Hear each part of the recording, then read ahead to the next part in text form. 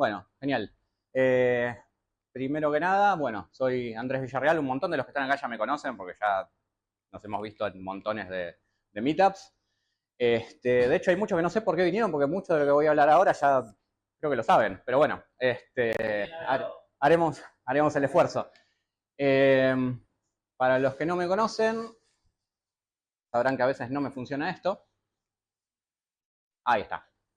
Un poquito de lo que hago, los lugares en donde trabajé. No me interesa ahora mucho el autobombo, así que vamos directamente a lo que es la charla. Entonces, vamos a hablar principalmente de estas tres cuestiones, de rendimiento, seguridad y estabilidad en WordPress, idealmente sin tener que recurrir a plugins de terceros. Primero que nada, ¿a qué me refiero cuando hablo de plugins de terceros? Me refiero a plugins que no desarrollé yo, no yo personalmente, yo como entidad desarrollador que está a cargo de un sitio web. Entonces, bueno, los plugins, como ya todos sabemos, son una herramienta que está buenísima. WordPress no sería lo que es si no existieran los plugins, pero también hay ciertas cositas que tenemos que tener en cuenta a la hora de instalar plugins, las cosas que puede haber detrás de esto, qué sorpresas podemos tener, como por ejemplo estos potenciales costos ocultos que tienen que ver con que a veces hay algunos plugins que están un poquito faltos de optimización, medio flojos papeles con lo que tiene que ver con actualización de código de acuerdo a buenas prácticas, de acuerdo a performance, a seguridad, a estabilidad. También puede pasar que dentro de un plugin hay un montón de código que hace un montón de cosas y yo solamente necesito una parte muy chiquita de ese plugin, entonces estoy metiendo un montón de código necesario en mi sitio. Que también suma a todo lo que es el peso final del sitio, el consumo de recursos, y también es como una puerta de entrada extra para potenciales atacantes del sitio. Ahí ya tendríamos un potencial problema de seguridad. En general, los plugins de WordPress son bastante seguros, pero de vez en cuando nos encontramos con alguna sorpresa en alguno. Y el temita de los protocolos de mantenimiento.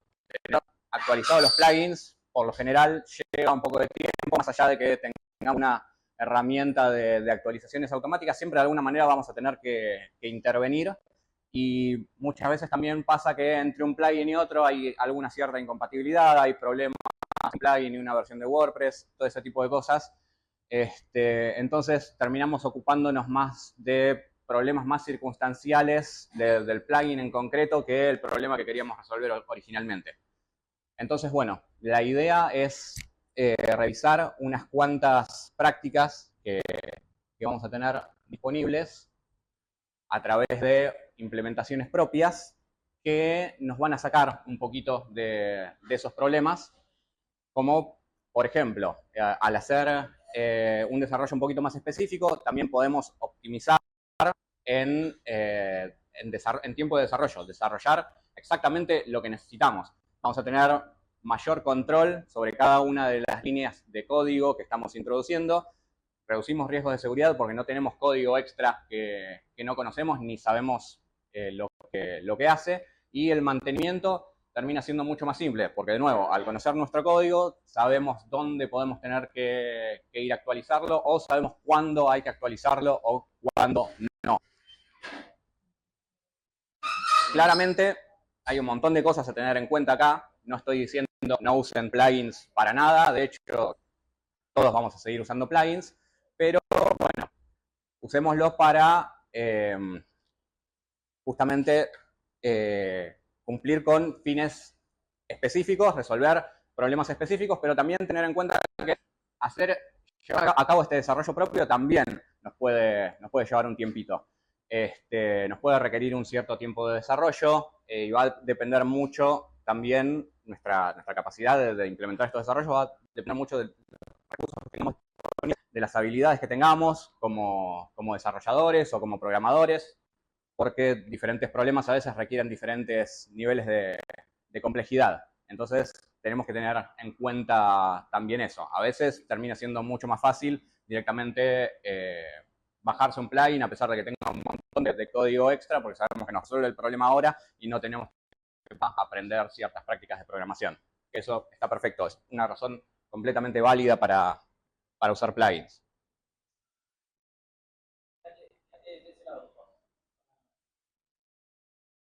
Perfecto. Voy a tener que mover igual hacia la computadora. Ah, ahí. ¿El mejor encuadro ahí? Joya. Joya. Bien, entonces, parte de las prácticas que vamos a ver pueden conllevar ciertos conflictos entre ellas. Vamos a ver que a veces algunas prácticas de rendimiento conllevan posibles conflictos con equidad o con seguridad y bueno, todas esas relaciones. Acá puse unos ejemplos, como por ejemplo el típico conflicto de seguridad versus rendimiento. La implementación de un firewall o un sistema de escaneo continuo puede hacer nuestro sitio más lento u ocasionar bloqueos indeseados para usuarios. Problema de rendimiento versus estabilidad, podemos llegar a tener un plugin o a desarrollar nosotros algún sistema de caché muy agresivo que puede causar problemas de visualización para los usuarios, problemas de seguridad versus estabilidad, como por ejemplo tener algunas configuraciones muy estrictas tanto de permisos de archivos o de permisos de lo que puede hacer un usuario adentro del sitio, y eso termina bloqueando funcionalidades que realmente necesitamos nosotros o nuestros usuarios. Por eso hay que evaluar muy bien si alguna de las prácticas que estamos introduciendo no puede llegar a causar algún conflicto con algo que realmente necesitamos, algo de lo que realmente dependemos. Entonces, antes de meternos con las prácticas específicas de cada una de estas categorías, algunas recomendaciones generales que en cierta manera se podría decir que aplican a las tres o aplican a al menos dos de ellas. Primero que nada, aclaración general, voy a mostrar mucho código, pero no es código complejo, es código todo bastante legible, todo esto después se va a subir y van a poder usar ese código de ejemplo. Lo importante es que entiendan qué es lo que hay detrás de cada línea de código. Realmente no hace falta que sepan programar para poder seguir lo que vamos a ver ahora. Entonces, primero que nada, antes de ponernos a hacer cualquier cosa con código, tenemos que hacer una buena elección de servicio de hosting, que calculo que va a haber al menos 2 personas.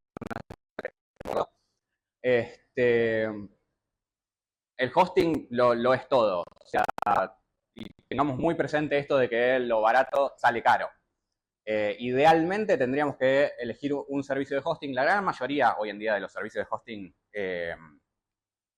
principales, digamos, conocidos o dedicados a WordPress ofrecen todo esto, pero vale la pena chequear siempre. Por ahí el WP CLI es medio polémico, pero a veces se le puede pedir a la gente del hosting que nos lo instale, o a veces tenemos permisos como para instalarlo nosotros. Entonces, otra cosa, también muy preliminar, esto previo al desarrollo, cosas con las que tenemos que contar es con entornos de desarrollo. Esto es una aclaración que hago porque últimamente vengo viendo bastante, charlando con desarrolladores que por ahí están desarrollando no hace mucho tiempo, gente que recién se suma a WordPress, que directamente trabaja sobre el sitio en vivo. Eso, gran error. O sea, trabajar sobre el sitio en vivo y no tener absolutamente ninguna otra copia del sitio es un error enorme. Hay que tener al menos un entorno de desarrollo en algún lado del cual yo pueda recuperar mi sitio en caso de desastre. Siempre pensar en la peor de las posibilidades. Suponiendo que mi sitio de un día para el otro deje de existir, sí o sí necesito tener al menos un entorno del cual recuperarlo. Y después, bueno, hay diferentes niveles de entornos porque vamos a estar desarrollando a diferentes niveles. Podemos tener un entorno local, que es trabajar básicamente desde nuestra máquina, un entorno de desarrollo, si trabajamos con un equipo, que sería un sitio dedicado a pruebas para los desarrolladores, un entorno de QA, si tenemos un equipo de QA, es un sitio dedicado casi pura y exclusivamente a pruebas de control de calidad. Y después tendríamos producción y staging. Producción ya todos sabemos qué es el sitio definitivo en vivo. Staging, por lo general, no siempre es exactamente esto, pero por lo general es una réplica exacta del entorno de desarrollo que yo voy a usar simplemente para pruebas que no rompen la versión productiva. Después, esto es también fundamental, evitar el uso de FTP. FTP es una buena herramienta para cuando uno está arrancando a desarrollar, pero cuando uno quiere ir un poquito más allá, FTP se empieza a quedar un poco corto. Es una herramienta que tiene unos cuantos problemas de seguridad, conlleva problemas de rendimiento, como la manera de deployar algo a producción a través de un FTP de mucha gente es subir archivo por archivo. Hay que tener en cuenta que eso conlleva un riesgo enorme de tener un deployment parcial y que algunos archivos suban y otros no, que algunos queden corruptos. Entonces eso nos termina dejando el sitio en un estado bastante polémico. Entonces, a lo que se debería apuntar, esto da para una charla completamente aparte, pero a lo que se debería apuntar es a construir sistemas de deployment un poquito más personalizados, más profesionales, con herramientas como GitHooks, Capistrano, Deployer. No tienen por qué ser esas tres, hay cualquier cantidad, pueden crear la suya propia. Y bueno, y si es inevitable usar ese FTP, usar la variante SFTP, con la S delante por Secure, que básicamente se conecta a través de un protocolo levemente diferente y al menos hace las subidas un poco más rápidas y seguras. Sigue teniendo la gran mayoría de los problemas más fundamentales de FTP, pero es un poquito mejor y un poquito más confiable. Ahora sí, yendo a prácticas un poquito más específicas, para cuando estamos desarrollando, usar las constantes de debugging dentro del archivo wp-config.php. Una aclaración que no está en la presentación, pero que les hago ahora, es que cada vez que vean define, que vean la palabra define en algún ejemplo de código, ese código va en el archivo wp-config.php, para que tengan en cuenta eso. Entonces, tenemos unas cuantas constantes de debugging que podemos poner en el wp-config, y bueno, eso nos permite activar o desactivar el debugging, mostrar o no mostrar los errores en pantalla, loguear o no loguear los errores en un archivo y guardar en tiempo de ejecución de PHP todas las queries que se hicieron a la base de datos durante la ejecución de una página. Es una herramienta bastante interesante para debuguear posibles problemas. Esto no es una configuración recomendada para todo ambiente. De hecho, por lo general se recomienda que WP Debug esté en false en ambientes de producción y después, dependiendo de los otros ambientes no productivos con los que estemos trabajando, cambiar un poquito los valores, dependiendo de qué es lo que queramos, dependiendo de si queremos un log, dependiendo de si queremos los errores, etc. Eso ya va a depender de cada proyecto.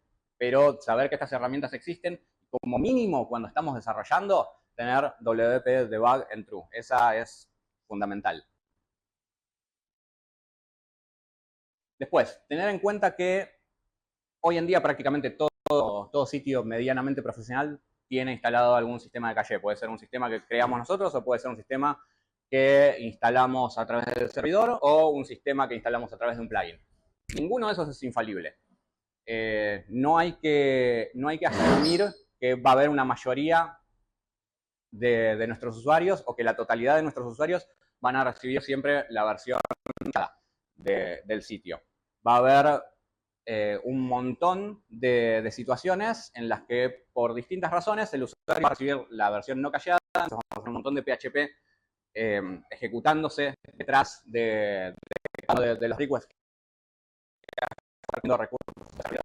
Por eso tener en cuenta que implementar un plugin de caché está buenísimo para incrementar la velocidad del sitio, pero no es una excusa para dejar de lado la optimización de PHP, porque consumo de recursos va a seguir habiendo y tenemos que tratar siempre de reducirlos todo lo posible. Entonces, en lugar de instalar un plugin, tenemos tres opciones.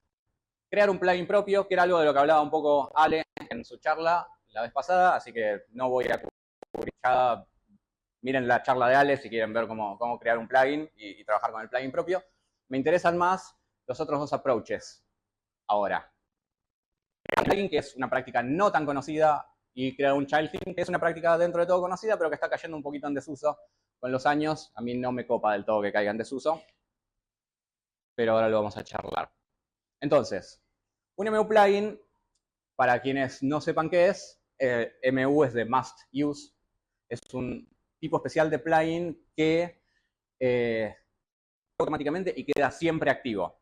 se crea básicamente metiendo un nuevo archivo en una ubicación particular, que ahora les voy a mostrar cuál es, y una vez que se metió ese archivo ahí, no hay manera de desactivarlo, salvo... Entonces, ¿cómo lo creamos? Básicamente, vamos adentro de la carpeta WP Content y ahí adentro creamos una carpeta que se llame MU Plugins, es una carpeta que no viene creada por defecto, y ahí adentro metemos un archivo PHP con cualquier nombre. Y ahí adentro de ese archivo PHP directamente empezamos a tirar nuestro código. Un child theme, para los que no estén familiarizados con esto, es básicamente un tema hijo de un tema principal. Por lo general, yo voy a tener un tema activo en WordPress y vieron que muchas veces se encuentra código por ahí donde te agarras el código y meterlo en tu archivo en el archivo functions.php de tu tema. Eso es una pésima idea, porque ¿qué pasa? Si yo estoy trabajando con un tema de terceros, no uno que construí yo, trabajo con un tema de terceros, viene una actualización de ese tema, yo lo actualizo, piso los cambios que hice. Entonces tengo que ir a algún lado a recuperar esos cambios y reponerlos. Entonces, una manera de evitar, básicamente flexibilizar cualquier personalización que yo le vaya a hacer a mi tema principal, es trabajar con un child theme que básicamente sería una especie de wrapper, envoltorio, una especie de proxy, se le puede llamar de muchas maneras, para el theme principal, para hacer modificaciones que impacten, pero sin tocar directamente el theme principal. Entonces, ¿cómo lo creamos? Básicamente lo que hacemos es crear un theme nuevo. Vamos adentro de la carpeta WP Content Themes, creamos la carpeta de nuestro child theme y el mínimo indispensable es agregar un archivo llamado style.css. Ya miraron el theme principal, es básicamente el archivo que tiene toda la descripción del theme. El archivo que permite activarlo. Entonces ahí definimos cuál va a ser el nombre del theme y como valor de la palabra clave template ponemos el nombre del theme original. Entonces, una vez que activo desde el área administrativa de WordPress, lo que es básicamente el theme original, pero levantarlo a través de este. Entonces, yo directamente puedo escribir código en mi child theme. Ese código va a impactar en mi sitio y no va a tener ningún efecto directo sobre el theme principal. Yo puedo seguir actualizándolo sin ningún temor a perder nada. De manera optativa, también al child theme se le puede agregar un archivo functions.php. De nuevo, esto no es obligatorio, pero conviene hacerlo si queremos meter modificaciones de código. Una funcionalidad un poco más compleja y personalizada, y ahí lo metemos. Esto, por ejemplo, lo que hace es cargar el archivo CSS del child theme después del CSS del parent theme. Entonces, el CSS que yo en el archivo que se va a cargar después de el potencial de pisarlo. Digo el potencial porque no necesariamente lo va a pisar. No me voy a poner a hablar ahora de cómo funciona CSS, pero sepan que existe la posibilidad de que los cambios no apliquen dependiendo de cómo lo escribamos. Pero bueno, ahora sí, a las categorías concretas. Vamos a hablar un poquito de rendimiento. Y en cuanto a prácticas de rendimiento, algo que usa mucha gente, que a mí no me gusta para nada, yo lo he usado, lo reconozco, pero que no está para nada bueno, son plugins de optimización y conversión de imágenes, sobre todo con todo esto de que ahora Google y otras herramientas de SEO y de chequeo de velocidad recomiendan que tengamos nuestras imágenes en formato WP y ese del contexto. Y estos plugins básicamente lo que hacen es que nosotros tenemos en otros formatos y convertirlas automáticamente a los formatos recomendados. Eso consume un montón de recursos del lado del servidor. Y justamente lo ideal sería que las imágenes lleguen al sitio ya optimizadas, tomar trabajo antes de subirlas, de optimizarlas, de bajarles todo lo posible el tamaño y de convertirlas a los formatos adecuados desde antes. Ahí doy algunas recomendaciones. Dos de esas, las primeras dos son herramientas online, la tercera es un programa que se puede bajar no está para Windows, pero está para Linux y Mac. Seguramente se consiga también algún programa similar para Windows. Después, habilitar la compresión gzip. Esto es algo que hacen de alguna manera la gran mayoría de los plugins de caché o de optimización no lo hacen directamente, sino que lo hacen a partir de editar, por ejemplo, nuestro archivo HTTPS si tenemos un servidor Apache. Pero si no queremos recurrir a esos plugins y tenemos Apache, por ejemplo, dentro de nuestro archivo podemos hacerlo con un pedazo de código como este. En Nginx, que hoy en día está bastante más recomendado que Apache, podemos hacerlo con un pedacito de código como este. Nginx, aclaración, no siempre es tan fácil editarlo de manera directa, no siempre es tan fácil editarlo uno, salvo que la gente del hosting haya sido copada y haya implementado alguna herramienta, algún archivo reservado específico para que yo haga esas modificaciones. Pero por lo general eso tampoco es muy fiable, así que muchos servicios de hosting no lo hacen. Por lo general hay que contactarse con el soporte técnico del servicio para que te implementen este tipo de cosas por su cuenta. Después, activar caché de navegador. Esto también, como la práctica anterior, es algo que suelen controlar los plugins de caché de optimización. También podemos hacerlo con Apache y con Nginx. Esta me gusta porque hace unos años era un problema enorme. Cuando esto salió, la Heartbeat API es básicamente una API de JavaScript que a través de, o sea, básicamente hace solicitudes AJAX constantemente, bastante periódicas. Se puede ajustar el tiempo igual con el que hace las solicitudes para ver si tiene que guardar un post como revisión o si tiene que bloquear la edición de ese post. Tiene varias otras aplicaciones, pero esas son como las dos principales.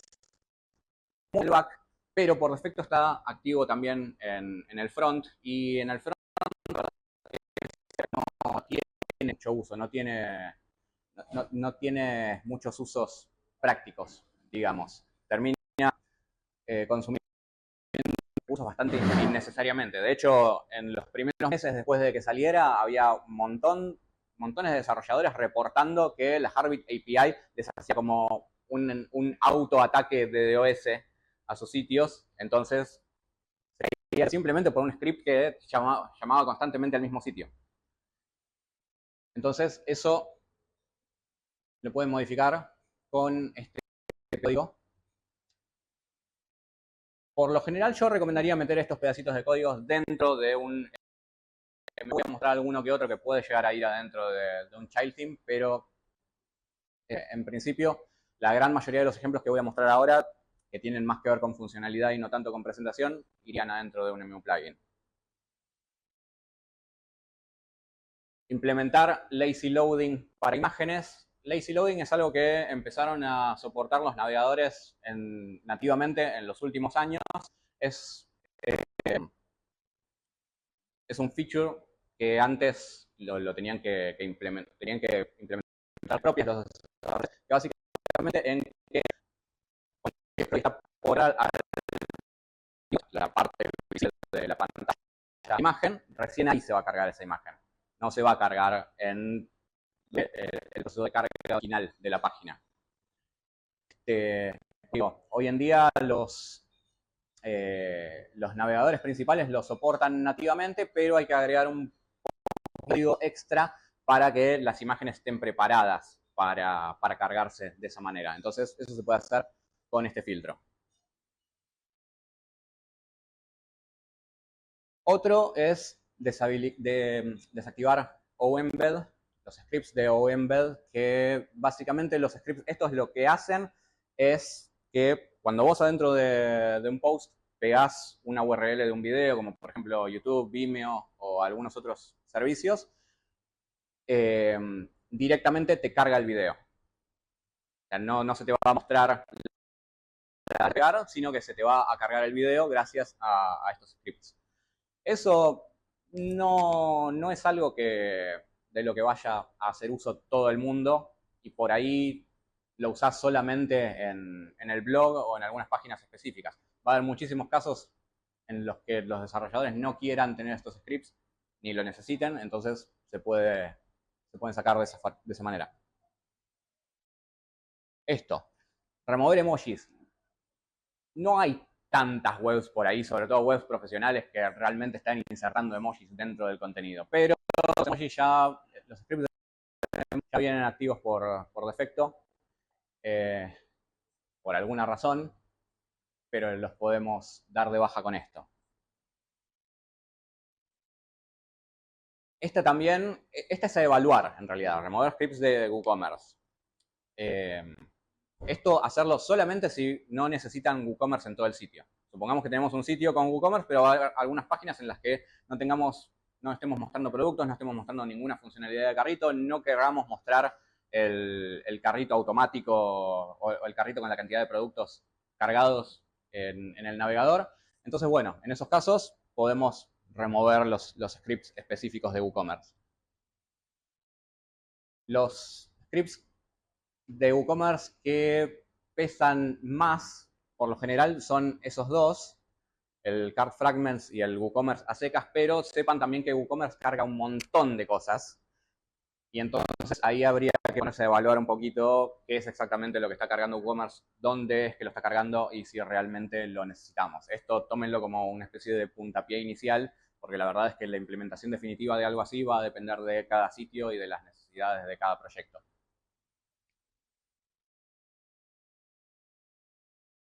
Acá, bueno, acá justo donde hago esa aclaración que acabo de hacer. Tenemos también otras prácticas más complejas, sobre todo a nivel frontend, que esto es un poco a evaluar también, si realmente conviene hacer una implementación nosotros o si no viene directamente instalar un plugin, como por ejemplo lo que es minificación de assets. Con assets me refiero a archivos, JavaScript y CSS. Lo que pasa con los plugins de caché y optimización es que por lo general agarran para minificar los archivos JavaScript y CSS, los agarran y le sacan todos los saltos de línea, todos los espacios y todos los tabs y no cambian absolutamente nada más del archivo. Entonces, eso se viene viendo en los últimos años que no te trae tantos beneficios a nivel performance. Entonces, lo que se sugiere es que si queremos minificar archivos, lo hagamos con herramientas un poco más a nivel desarrollo, como Webpack, como Gulp, como cualquier preprocesador de JavaScript que se usa hoy en día. Imágenes progresivas. Las imágenes progresivas son esas que popularizó Medium hace muchos años, que son las que muestran una versión muy toda blureada y de a poco va apareciendo la imagen original después de la carga inicial del sitio. Eso es algo que donde trabajamos nosotros, lo hemos implementado y nos trajo unos cuantos beneficios en cuanto a performance, pero dependen mucho del diseño del sitio, dependen mucho de las dimensiones disponibles. Ahí hay que hacer como una implementación bastante más dedicada. Hay algunos plugins que más o menos te lo resuelven, pero ninguno es perfecto. Entonces ahí eso hay que estudiarlo un poquito más. O implementar un CDN.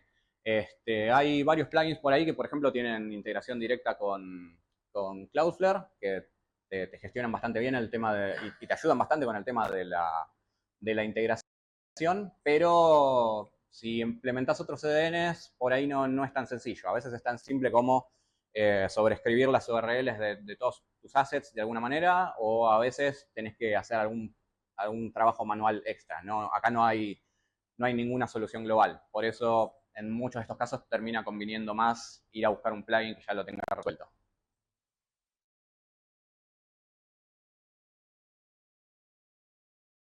Otra recomendación es limitar o deshabilitar revisiones. Se armó un temita importante en la comunidad en los últimos meses, justamente por algo de esto, que si quieren después un poco, pero bueno, si queremos limitar la cantidad de revisiones de un post o de una página o cualquier tipo de contenido que guardamos en la base de datos, lo podemos hacer con esa global. Acá, por ejemplo, lo estamos limitando a 5. Si no queremos ninguna revisión, lo ponemos en 0. Deshabilitar WP cron. WP cron es un WordPress que nos permite correr tareas programadas automáticamente. Esto es algo que está bueno, pero no es un cron real de servidor. Un cron real de servidor se dispara secuencialmente cada X cantidad de segundos, minutos, horas, días, lo que yo indique. Realmente visite la página y que WordPress en algún punto haga una llamada Ajax y que esa llamada Ajax haga un request o cargue un archivo puntual que se llama wp-cron.php y eso es lo que va a ejecutar más. Voy a depender de que un usuario visite mi sitio para que esas tareas se disparen. Supongamos que yo tengo una tarea programada para ejecutarse dentro de 1 hora, pero si recién mi sitio tiene visitas dentro de 3 horas, bueno, esa tarea se va a ejecutar dentro de 3 horas, no dentro de 1 hora. Pero bueno, si tenemos acceso al servidor, podemos desactivar ese comportamiento y un cron real. Simplemente ahí desactivamos WP cron en nuestro archivo de configuración y después en el servidor seteamos un cron real que, si miran ahí, esos 5 asteriscos indican que ese comando que tienen a la derecha se va a ejecutar cada minuto. En cada minuto mi servidor va a hacer una visita a esa URL específica y eso es lo que va a disparar las tareas automáticas que haya pendientes.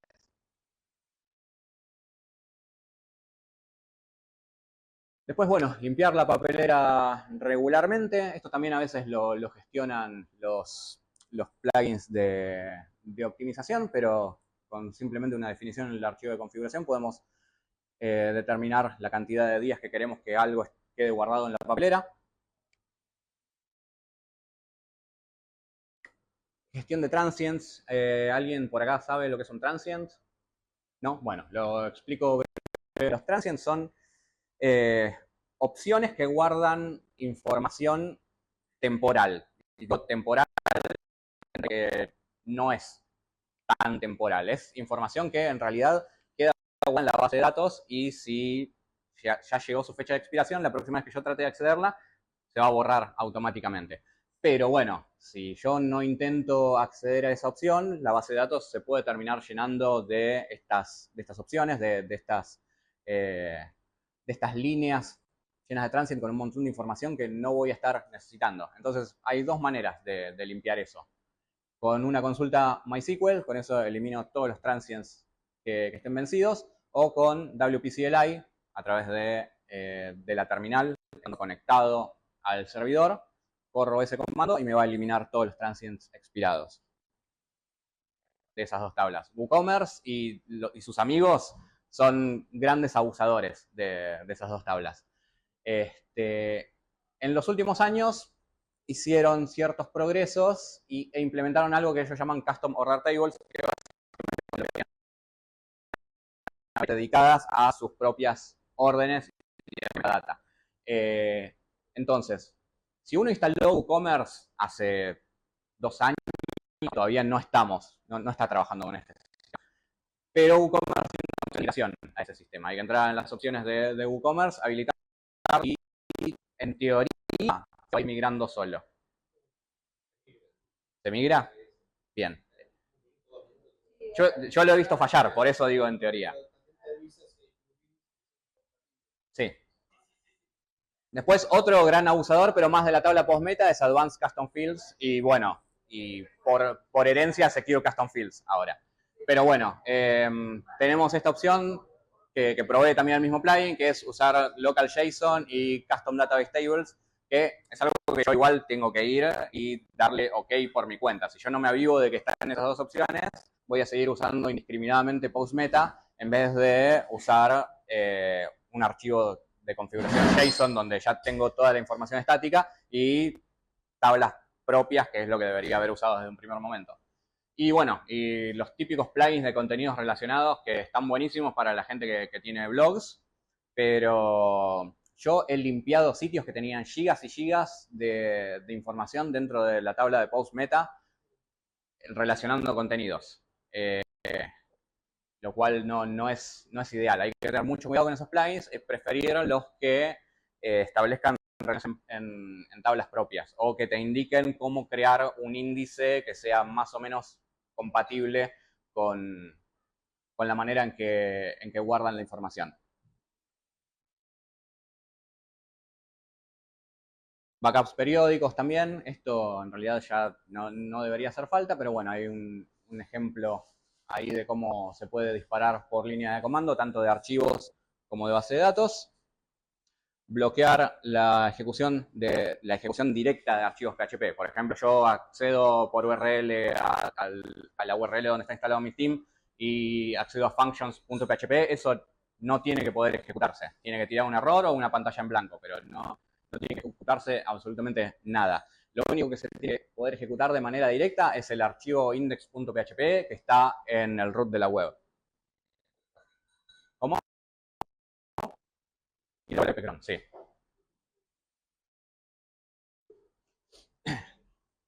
Sí, en realidad puedes crear excepciones para todos los archivos PHP que quieras. Pero bueno, acá tenemos la manera de configurar eso en Apache y la manera de configurar esto en Nginx. Importantísimo, si hay algo que se tienen que llevar hoy de acá es no usar estos plugins. Porque también veo que los están recomendando mucho últimamente. No usarlos para nada, son una defecio, ni siquiera deberían estar en el directorio oficial de WordPress. Son peligrosos porque eso, hay un potencial enorme de que se te rompa el sitio. Las alternativas son incluir el código que yo incluiría dentro de uno de esos snippets dentro del functions.php del child theme o incluirlo en un MU plugin. Esa sería la manera correcta de implementar código PHP. O sea, siempre tengan en cuenta, todo código PHP tiene que ir a un archivo .php. No tiene que estar cargado en la base de datos porque el potencial de romper el sitio con eso es enorme. No solamente porque nuestro código puede estar mal, por ahí nuestro código está perfecto, pero hay alguna falla en el plugin que hace que no de todo con el código que estamos metiendo y eso nos termina destruyendo el sitio. Actualización y limpieza, bueno, esto es lo que decimos en prácticamente toda meetup técnica, mantener plugins y themes actualizados, eliminar todo plugin y todo theme que no se use, porque siempre un archivo PHP extra que no se usa es una puerta de entrada para atacantes. Acá, bueno, con esta definición se puede hacer que el core de WordPress se actualice automáticamente. Fue bastante polémico en su momento, pero mucha gente lo terminó adoptando. Restringir permisos de carpetas.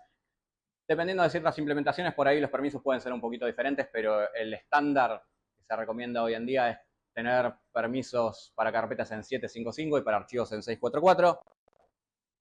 Acá tienen un ejemplo de cómo pueden hacerlo a través de línea de comando para todos los archivos y todas las carpetas. Cambiar el nombre del usuario admin en la base de datos, que esto es algo que muchos de nosotros creamos. Vamos al usuario administrador admin. Y digo, bueno, después lo cambio, después lo borro. Nunca lo terminamos haciendo. Entonces, de esa manera podemos cambiar por el nombre que queramos. Ocultar el número de versión de WordPress. Esto puede llegar a ser medio polémico porque mucha toma como excusa para poder ocultar el número de versión. Porque cómo me van a poder atacar, cómo van a poder aplicar un exploit con esa versión si no saben cuál es mi versión. No se puede hacer, porque está bueno que el atacante no sepa cuál es tu número de versión, pero no es una excusa para dejar de actualizar. Deshabilitar XML RPC, que es una API que se sigue usando todavía para interactuar con aplicaciones externas. En su momento se usaba mucho para para publicar contenido remotamente. Con el tiempo, medio como que la implementación de XML RPC fue reemplazada por la REST API de WordPress, pero todavía se sigue usando un poco. Pero si realmente no lo vamos a estar usando, conviene desactivarlo. Deshabilitar la edición de archivos. Me refiero a PHP desde el admin, porque WordPress viene con esta bendita opción de editar archivos PHP del theme. Y eso la verdad es que no está muy bueno. Hay un potencial de falla enorme ahí, porque si escribimos el código PHP erróneo ahí, podemos terminar rompiendo por un lado, y por otra parte porque a nivel aplicación también, a partir del punto en el que hagamos una modificación a un archivo PHP de ahí, eso va a diferir con el resto de nuestros entornos. Entonces, ya va a diferir a nivel aplicación, el entorno de producción con entornos productivos. Entonces, todo cambio se debería aplicar siempre en los entornos no productivos y después llevarlos a producción. Por esto, aplica esto mismo que les decía. Todo cambio en un archivo PHP, todo agregado de código PHP se tiene que hacer en un archivo PHP, no a través del sitio mismo. Acá está cómo hacerlo. Pasamos a estabilidad. Les prometo que los consejos de estabilidad son menos. Son menos complicados porque ya hace un rato cubre bastante lo que es estabilidad. Pero bueno, cuando nos referimos a estabilidad, básicamente tiene que ver con que el sitio siga ahí, que no se caiga, que no haga cosas que no previmos que hiciera. De nuevo, si se tienen que llevar algo de acá, es esto.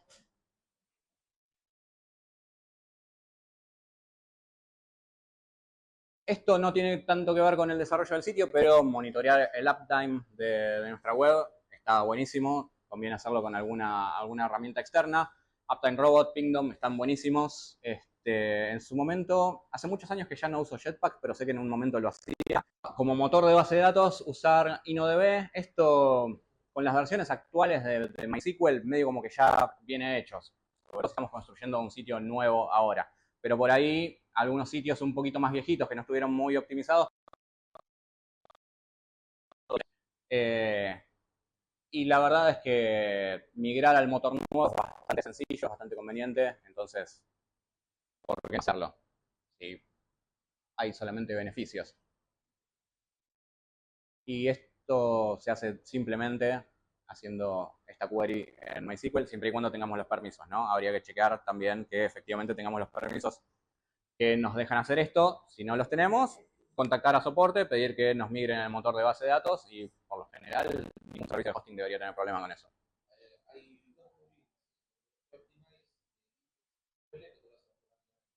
Joya.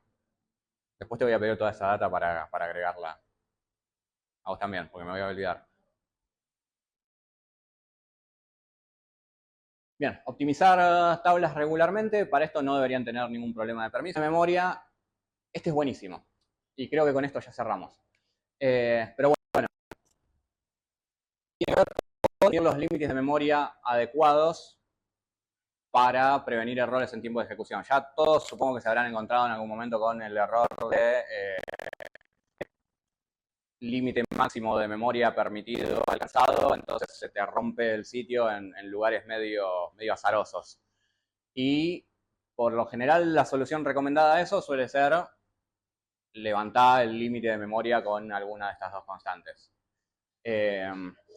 Eso digamos que tiene sus pros y sus contras, que los vemos acá. Primero que nada, la memoria que yo tengo en el servidor es la memoria que tengo en el servidor. No puedo asignarle a esas variables más memoria que la que tengo disponible en el servidor. De hecho, si le asigno un número igual a la memoria que tengo en el servidor, probablemente no alcance eso porque mucha de esa memoria va a estar siendo utilizada en otro. Voy a tener un error si le asigno la misma o más memoria que la que tengo en el servidor, pero sí voy a llegar a un límite. Si, por ejemplo, en el servidor tengo disponible 512 y yo pongo 512 y sigo viendo que estoy intentando consumir más de 512 porque llegué al límite del servidor. Ahí no queda mucho más que hacer que revisar por qué está consumiendo tanta memoria o aumentar la cantidad de memoria. Saber que incrementar la memoria no necesariamente resuelve problemas de rendimiento. Porque fíjense que yo puse este numerito, estos numeritos acá, 256 megas para el área pública, 10 megas para el área de administración. Sé que hay gente que por ahí difiere un poco en los números que pondría ahí, pero por lo general un desarrollador cuando ve que un proceso supera ciertos límites de memoria, hay algo mal con. Perfecto. Y el último, que este también puede llegar a ser medio pedregoso de explicar, así que paciencia con este ítem. Incrementar los límites de memoria no hace más rápido a mi sitio. O sea, lo que hace más rápido a mi sitio es una combinación de el tamaño de procesador que tengo, la capacidad de ese procesador para justamente procesar todos los requests que voy a estar teniendo, sobre todo si es un sitio de alto tráfico, un montón de requests simultáneos. Entonces, básicamente, el principio es a mayor procesador y menor cantidad de visitas, mayor velocidad. Pero si yo veo que mi sitio anda lento y empiezo a incrementar la cantidad de pienso que funciona más rápido, por ahí es simplemente una ilusión. Pero no lo hace más rápido. Eso es algo importantísimo a tener en cuenta y también es otra cosa que me gustaría que se lleven, porque es algo que incluso muchos desarrolladores no lo saben o de hecho, he tenido que explicarle este concepto a desarrolladores bastante experimentados que veían cómo funciona. Pero bueno, sepan eso. Mayor memoria no es mayor velocidad. La mayor memoria, en todo caso, es capacidad de soportar procesos más pesados. Pero si el proceso se vuelve, tendría que revisar por qué el proceso está pesado. Por lo general, debería poder funcionar con límites de memoria bastante bajos, que sería lo ideal. Así que bueno, hasta ahí llegamos. Si me quieren contactar.